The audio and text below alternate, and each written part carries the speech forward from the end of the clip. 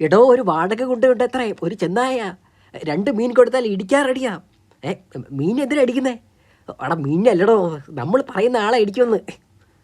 ഓ ദുഷ്കരൻ ചെന്നായല്ലേ, ദാ ആ കുന്നില്ല ഗുഹ.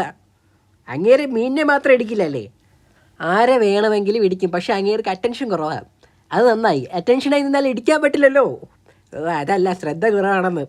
ഒരു കാര്യത്തിൽ കുറേ നേരം ശ്രദ്ധിക്കാൻ പറ്റില്ല. അതുകൊണ്ട് പറയാനുള്ള കാര്യം ആദ്യമേ വ്യക്തമായി പറയണം. അതൊക്കെ ഞാൻ പറഞ്ഞോളാം. സൂത്ര, സുഖത്തിൻ്റെ ഓപ്പോസിറ്റ് അല്ലേ അസുഖം? അതെ. എങ്കിൽ ടെൻഷൻ്റെ ഓപ്പോസിറ്റ് അല്ലേ അറ്റൻഷൻ? അതെ, ദുഷ്കാരൻ്റെ ഗുഹയെത്തി. ചേട്ടാ, ഞാൻ സൂത്രൻ, ഇതെൻ്റെ ഫ്രണ്ട് ഷേരു. എന്നെ സ്ഥിരമായി ഇടിക്കുന്ന കടിയൻ സുമത്തിൻ്റെ ചേട്ടൻ ഒന്ന് കൈകാര്യം. പേര് സൂത്രൻ, അത്രയും കേട്ടു. പിന്നെന്താ പറഞ്ഞത്? ശരിയാ, അറ്റൻഷൻ തീരെ മോശം, കാര്യം പോക്കാം. ഞാൻ ഒന്നുകൂടി പറയാം. കടിയൻ എന്നൊരു സിംഹമുണ്ട്, അങ്ങേരെ ഒന്നുകൂടി പറയാം എന്നതുവരെ കേട്ടു. പിന്നെന്താ പറഞ്ഞത്? ഇത് പണിയാവും. ആദ്യത്തെ വാചകത്തിൽ തന്നെ കാര്യം ക്ലിയർ ആക്കണം. ഇങ്ങനെ പറയും, ചേട്ടാ എന്നെ ഇടിക്കുന്ന കടിയനെ ചേട്ടൻ ഇടിക്കണം. അത് മതി.